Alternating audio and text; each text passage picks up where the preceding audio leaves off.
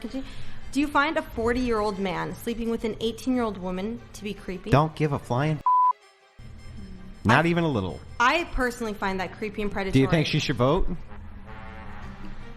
That's a whole other discussion. Oh, well, wait a second. My proposal, if we don't do 60 seconds back and forth, I will walk out right now. The agreement was that I appear. It does not say that I have to stay for 3 hours, so I will leave right now. Because I'm not going to be talked to like this. I mean, what? Yeah. What? Real men. You're don't going to tell me what a real man is? Well, Andrew. My dad. Real women don't abort their children, lady. My dad has the same political beliefs as you, and he would never talk to a woman And my like that. sister You has are the same political beliefs as you, and she would never dare talk to a man like that. Like, what's your point? Hold on, let them finish. No, I did not go to school for 4 years and build a platform to be talked to like this, so I will be walking away from the microphone. What's going on, guys? We got a different type of video here today. So we got this guy, Andrew Wilson from the Whatever podcast. I literally don't think I've ever seen this guy before, but apparently he is pretty dang popular, and I can see why. After I saw a couple clips from him, he basically consistently smokes feminists. That's kind of his thing, and I don't talk about this a lot on the channel. I kind of do, kind of don't, but I do think this is a relevant topic because it kind of revolves around that whole current era of wokeism where everything is about race swapping and gender swapping and all of this nonsense. And the current modern era of feminism is very anti-men, anti-family. A family is a woman by herself with no kids, or a woman by herself raising kids alone. All of these things that are not beneficial for society, they're usually terrible for society. I'm not even really sure why the hell anybody supports them, with the exception of just really hating men and anything traditional and everything that makes America great. But I want to go ahead and react to this feminist rage quitting. She gets mad. She's upset because this guy basically points out basic facts in a study that was published. So pretty simple stuff, but pretty hilarious, dismantling. Without further ado, let's go ahead and react to this. And I hope to debunk some of the myths that people think about feminists today and show that it is a very important cause, not just globally, but in the US and in the West. Thank you. All right, Kylie, thank you very much for your opening statement. Andrew, if you'd like to give yours now. Yeah, just a second. Let me back up here. There's one thing I wanted to address right in my opening. I've been going through Kylie's videos, and she knows so much which is not so. This is a big bait and switch. This happens often. I think I pointed this out to the Whatever podcast many times, especially when it comes to sociology and psychology, how often they are wrong, and here's how they're wrong most often. What they do is they take studies which are recently published, they point to those data sets and say, because this is right now the most current data set we have, it's true, and then operate as though those things are in reality true when they're not. Kinsey says, for instance, on gender quotas, according to, and she cites this, and many feminists cite this. My name is, are you talking about? The Kinsey study. Oh, the Kinsey study. Yeah. Yeah, the Kinsey study, which you cite, right? And most feminists cite the Kinsey study. Chick, nobody, I wasn't even paying attention. I don't even know what your name is. I don't think anybody cares, but I did know he was talking about the Kinsey study. As a matter of fact, I have already heard of the Kinsey study, and I've looked into, I'm not an expert on it, but I've already looked into the Kinsey study because every feminist and their mom tries to quote these stupid behind studies and misinterprets them. I believe these are the ones that they found that they intentionally misrepresented data on, but let's keep going to find out. Has been debunked for years. I rest my case. I don't know why Which study feminists is this? continue. Hang on. Wait, it's my opening statement. You'll have a chance to Yeah. cross-examine him. Just allow him to So finish his let me opening walk you statement. through this. Earlier this week, journalist Christopher Brunette flagged a paper in a March 2024 issue of Econ Journal Watch, a biannual publication edited by George Mason economist Daniel Klein, that publishes articles, links, responses to other economist errors. The paper, written by accounting professor Jeremiah Green of Texas A&M and John R.M. Hand of the University of North Carolina, addressed the first of three McKinsey four-installment series of diversity studies. Green and Hand sought to test the replicability of McKinsey's findings. Guess what they found, guys?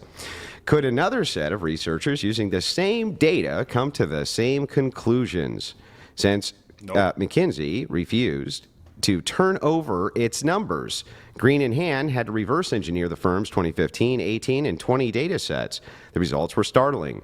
Green and Hand couldn't replicate the results of McKinsey's first 3 studies, which monitored the profitability of the executive demographics of an undisclosed group of S&P 500 firms claiming to have found a positive correlation between diverse leadership and the firm's performance. We do not find a statistical significant positive correlation between McKinsey's measures of the racial ethnic diversity of executive terms of firms as measured in December 2019, Green and Hand reported, and either the likelihood of financial outperformance in 15-19. So to give you a quick summary, the study seems to show its most likely correlation and not causation, meaning companies were already doing very financially well, and they have the luxury to mess around with diversity quotas and initiatives. In addition, the data from the 2024 paper was unable to replicate any of the older McKinsey studies, any of them. That should tell you something. So that's a very recent data set, right? Why don't any of the psychologists ever go with the recent data set? Well, the reason they don't go with it is because it doesn't affirm their nonsensical worldviews. That's why they don't go with them, ever. You'll find this very common in sociology and in psychology, which suffer from the replication crisis. Somewhere around 60% of their findings cannot be replicated, are not to be trusted. Psychology is the study of the mind. The scientific views of psychology are only done through data collection, but it has to be interpreted. This is a major, major problem.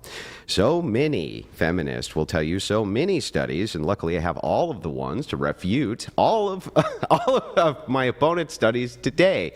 Because what happens is they have a biased worldview and they want the data set to correlate with the worldview rather than wanting to tell you what the actual truth is. The truth is that a bunch of S&P 500 companies who are very rich were already doing really well. And for the purposes of publicity, they decided that they were going to start doing a bunch of DEI hires and ethnic hires and this type of thing. And they decided that the correlation, they made it the correlation causation error. That's it. You'll find this over and over again, I'm sure, as we go through this debate, as we go through the numbers, especially when it comes to the abuse of women, especially when it comes to just how useful women are. We talk about domesticated labor. What a joke. You believe that women should be paid some type of domestic wage. However, it's skilled labor in the home, which keeps the home running. It's always going to be paid way more than domestic labor because it's more worthwhile than domestic labor. Simple. So with that, I'll finish my opening statement. I can't wait to dive right into this. Okay, so Kylie, it sounded like you maybe had some pushback you wanted to give on something Andrew said there. Yeah, so I very briefly referenced the McKinsey study, and McKinsey & Company's Women in the Workplace study, by the way, is what he's referring to. But it's actually, if you go and look it up, it's generally considered accurate and comprehensive in its findings. So I have quite literally no idea what my... This person's lying. This study has been debunked. He just explained how it was debunked. They couldn't replicate the findings, and they don't fully publish all the variables that they leveraged to conduct the study. She doesn't even address opponent is talking about, as well as the fact that this is a red herring fallacy of just, oh, this is wrong and my opponent is wrong for the following reasons. How's that a red herring? Because you're not actually acknowledging any of the information that I said. I refuted the information. I didn't even hardly talk about that. I have refutations to your video. Okay. I have your video right here. And you start by saying the largest comprehensive study, the Kinsey study. Which one are you talking about? I'll play it for you. Give me a second here. Okay, well, I think we should stick to what we're talking about today. We're talking about all of this today. So well, I would like you to be less hostile to me, first of all, because I think we should just have a general discussion. Stop whining. We're doing a debate. Stop whining. So I'm not going to give you the reaction that I know you're looking for. Like seriously, okay, why would you show up to a debate about feminism and anything as it relates to that or any similar topic, and then you're going to get mad because the guy has a bit of a tone like, well, I'd like for you to talk to me like, it's like, girl, I know that you're not, feminism is in general a female empowerment movement. This doesn't sound like an empowered person. It sounds like a weak person so far, because not everybody's going to talk to you like a little sweetheart. This guy's clearly not your friend. He's clearly adversarial toward her, and I'd argue she's clearly adversarial towards him, but she's trying to do it in a more passive aggressive way where he's just a little bit more direct, which is kind of the general style of male versus female, masculine versus feminine. So women are better leaders than most? You agree? Yes. I was looking at that video, yeah. Yeah. I mean, that's like one of the ones that... And you cite which study? Oh, yeah, the one that I'm talking about now. But I didn't reference that in my opening at all. So I think the people in the audience, if they had any sort of common sense following along, they'd be like, what is he talking about? Kylie didn't mention that, which I didn't. But the thing is like this is a current core part of your worldview and belief, and you make propaganda videos about it, even though it's completely uninformed. That women are better leaders. I think that is a subjective opinion. None of the statistics and facts that I gave previously are objective opinions. Like the fact that women didn't have the right to vote until 1920. Women couldn't open a bank account in the United States till 1974. When did men get the right to vote? Oh, okay, I know this is exactly what you were talking about. This is what you're known for, is like getting people on a technicality that we don't historically know. But the answer to that is no. The answer to that the answer is that's no? No, the answer to that is the fact that in 1920, everyone was given the right to vote, but there were still barriers to vote for people of color. When did men get the right to vote? The right to vote was guaranteed to all people in 1920, according to the 19th Amendment. Before 1920, were all men allowed to vote? No. Okay, great. They weren't. And then even when men's because suffrage of white was passed... supremacy and because of... Look, wait a minute, Andrew Wilson. Even I didn't know that one. Well, look, educate me, brother. Look, I'm learning something new today.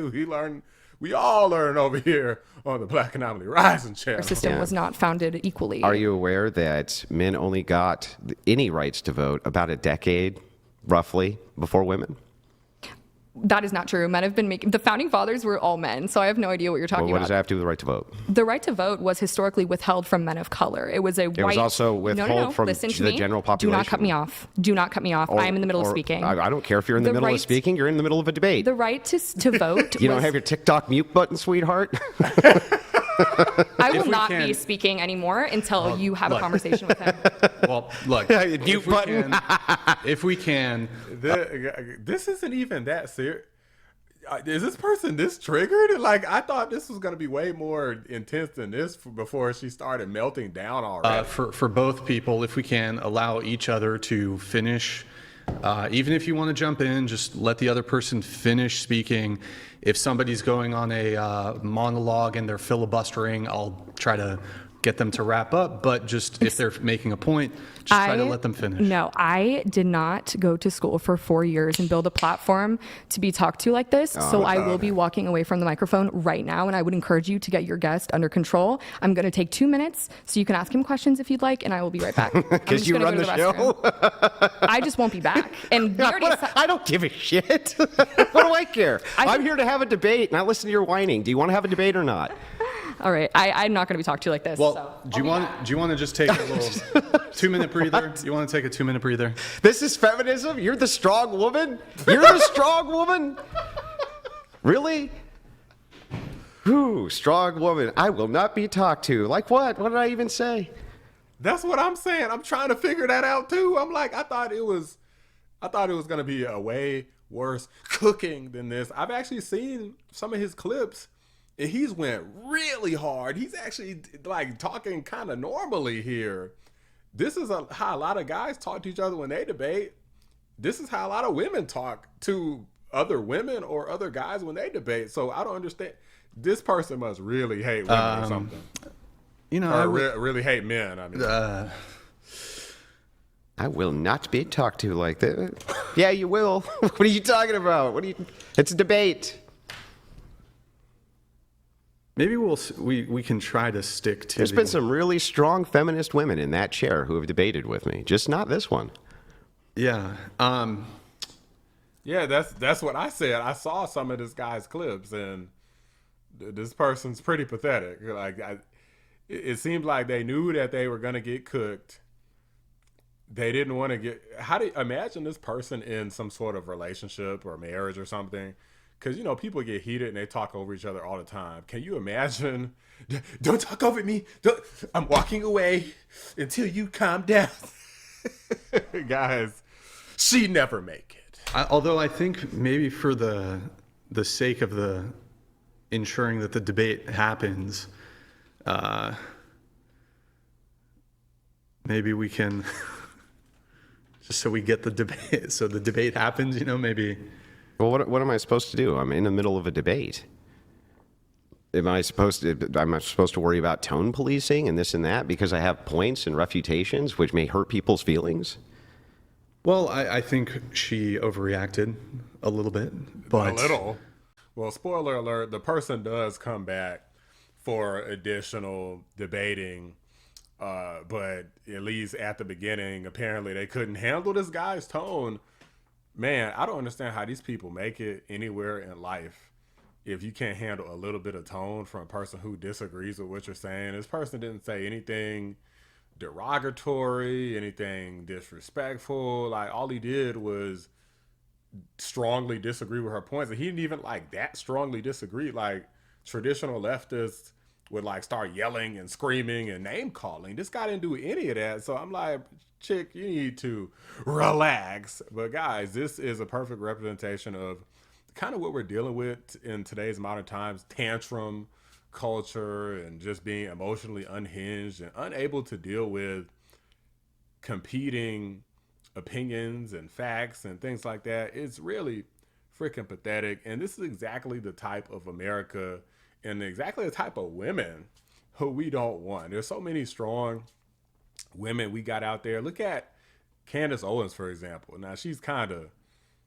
saying some things I don't agree with as much these days, but that's an example of a woman who will go on, have a debate with people, no matter how rude and crazy they are, and she just dismantles them and destroys them with facts. She's just brutal facts, 100% facts, and that's all. And it is what it is. F your feelings. It is what it is. And she's a traditional woman who supports traditional values. I love stuff like that. On top of her knowing how to be a great debater, pretty much debates people constantly. Everybody from college students to a bunch of old behind pro-Zionist, pro-Israel, anti-black rabbis, like to deranged Cenk Uygur. Like, she's, you name it, she's done it. She tried to debate Shapiro, but he chickened out because he knows that Candace Owens is probably too smart for him in terms of debating on Israel, right? So that's what a strong woman looks like. I don't know what the hell this was. I thought it was going to be a little bit more of a fight than that, but at least technically, to give her credit, she did eventually cool her jets and came back to the table, and they did have some other heated conversation. I'm not going to react to all that because the video will be too long, but obviously check out the Whatever podcast if you're interested in seeing more of that uncut content. No affiliation, but I thought it was pretty cool. But these are just my thoughts, guys. Let me know what you guys think. Drop a like on the video. Subscribe to the channel if you're new. I appreciate you watching the Black Anomaly Rising channel. I'm out. I don't consider you a real man like you did to me earlier. Oh, I didn't really say that, but You did. Your exact words were, "A real man would X." real men. A real, don't you're talk going to tell me what a women real like man this. is? Can That you makes both no stop? sense. Andrew, can you stop? Andrew, In that's really furtherance- disrespectful. Oh God, everything's disrespectful. Andrew, stop. You're In such a hold on. crybaby.